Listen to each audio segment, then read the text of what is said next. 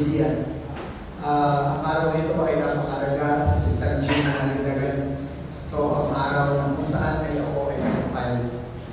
Isang pangarap na maging ama ng lalawigan sa taong 2025 para sa Batangas Province.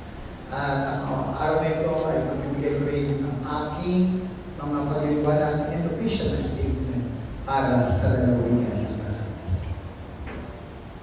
Sa iyong tanong na kung paano ito gagawin worthless sa Batangas, unang pinag-aralan natin ito, ginawa natin ang master plan, tinignan natin ang pangangailangan ng 29 towns and 5 cities.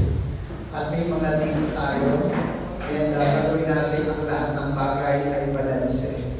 Mula sa edukasyon, agrikultura, turismo, lahat ng bagay, maging sa mga benepisyo ng ating mga senior citizen, maging sa kabataan.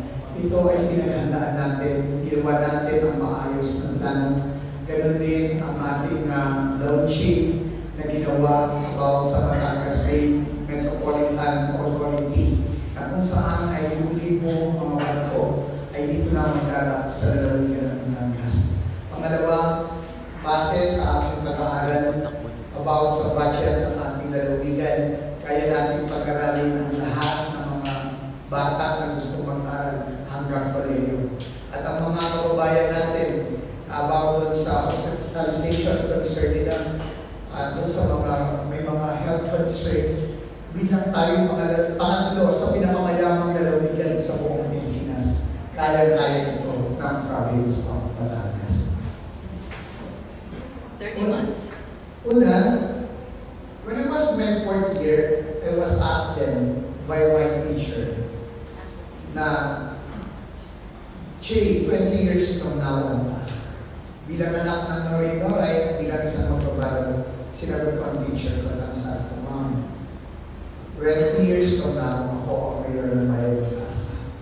Dumating sa puntos na nakikita ko bilang ako isang SK, Federation President ng Bayan ng Plaza Kaway, at inibigyan tayo ni Governor Vicente Mayo para sa isang tag-up ng mga SK Federation President. At doon ang sinabi ko, 30 years from now, ako ang governor ng lalawigan ng Batangas. Nangarap ako habang itinataas ang magawat ng Pilipinas sa provincial compound ng provincial government ng Batangas. At simula ng mga panahon yun, ako'y nakipagkaibigan, inikot ko ang buong lalawigan at dumating na ang tamang panahon. After 30 years sa umaga nito, magaganap na dahil ako ay nag-file na para pamunahan ang lalawigan ng Batangas sa taong 2021. Sa lalawigan ng Batangas ay ang aking ninong at dati na niya akong executive assistant, my official vice governor, ang ating incumbent governor, Dodo Mandanas. Una ay tayo ay nakapusoy. Tayo ay isang negosyante. Wala na mga sa pamamagitan na ako ay isang Pilipino. Subalit marami sa aking mga partner ay mga foreigner. Kung kaya ang iba nilang kultura ay ating nakukuhaan ko lang ng mga masamang may gudulot ko sa akin. Kundi puro ko. Ang lucky number ko para sa pagpapile ng October 1 to 8 ay October 6. Rosel Aquino. Una, naandor ang aking napakataas na respeto sa ating former Congresswoman na Vilma Santos Teto. Ako ay matagal na panahon na coordinator, matagal na panahon ako na siya na ako na masiwa sa laban niya para sa bayan ng Mataas. Kaya lamang may dumating din sa puntos na kailangan ko rin mga gusto ko rin maunahan ang lalawigan ng Batangas. Kung kaya ako ay buo ang loob na ako ay sasali sa pagka-gobernador dito sa ating lalawigan. Tungkol naman sa relationship namin with Combi ay naandoon ang ating namang eleksyon ay isang araw lamang.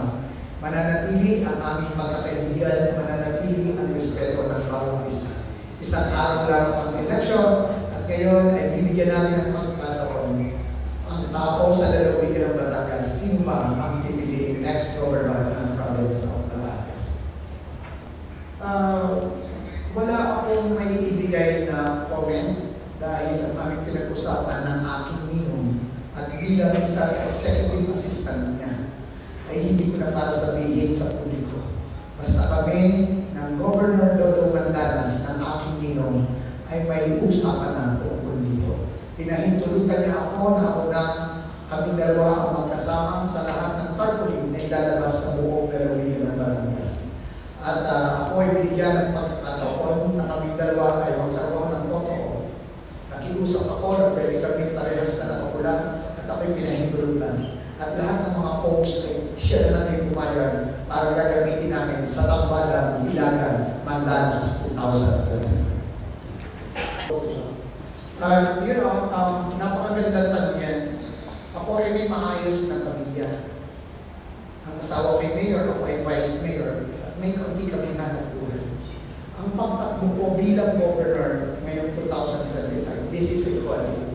Diyos ang may gusto niyo. Kung kaya nga, simulan ko ang aking kampanya noong May 10, the day after na ako'y elected as vice mayor ng bayan ng Mataas ng Bahay. Diyos ang may gusto kung bakit ako ngayon ay nakaharap sa inyo at kung bakit ako ay nag-file sa governorship sa taong 2020. Para lamang may bigay ang mga kailangan ng ating mga kababayan dito sa lalawigan ng Batangas at para ako ang magtuloy ng mga programa ng ating minamahal na Governor Dodong Mandanas. Si Jay Manalilagan ay isang anak ng farmer. Both parents ko ay noy-noy. Ang tatay ko ay nag-asawa at the age of 13 and my mom at the age of 11. Napakabatang bumalutay ng nanay ko.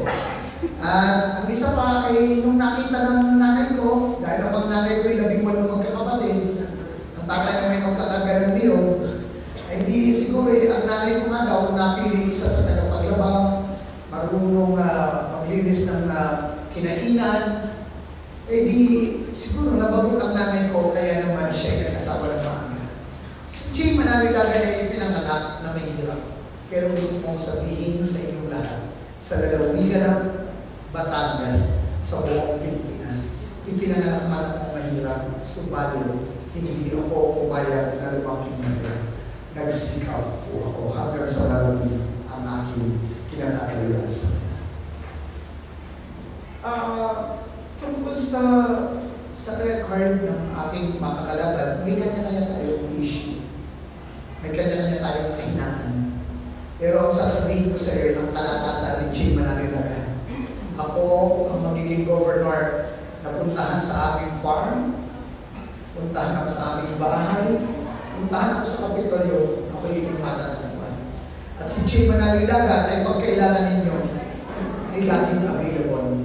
At si Jay Manalilagan ay napakabata pa, magilas, kayang puntahan, libutin ang buong lalawigan. At si Jay Manalilagan ay napupuntahan ang lahat ng kasunod-sunduan.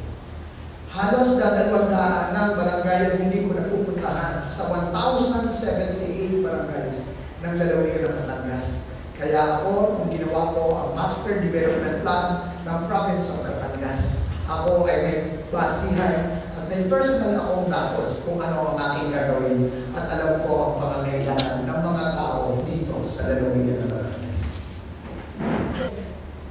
Bakit sa Tanawan ko ginanap yung proclamation na yun ang lugar na unang tumanggap sa akin. Nung pumunta ako sa mga mayor, hindi ganun kainit ang pagtatanggap sa akin. Sa totoo lang, tumuluang-luha ako sa aking asawa. Subalit hindi ako nasiraan ng loob. Nakipamuhay ako, pinantuhan ko ang grassroots. Sa lugar na yun, marami ang mga magsasaka, marami ang mga maminista, at sila yung unang lumakap sa akin. Kaya naman, ako'y nagkaroon ng pagkakataon na ako'y mabuo at meron ang kahandaan para harapin ang 2025 governorship election. Ako'y bumalik sa lugar na kung saan ay ako'y niyakap ng mga pangkaraniwang natin.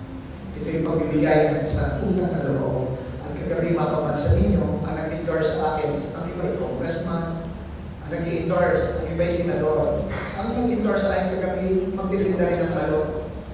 Mga mangingisda, mga magtatamig ng kamote, mga magbubat, mga magtatabas, mga carpenter, sila ang nagtaas ng aking kamay.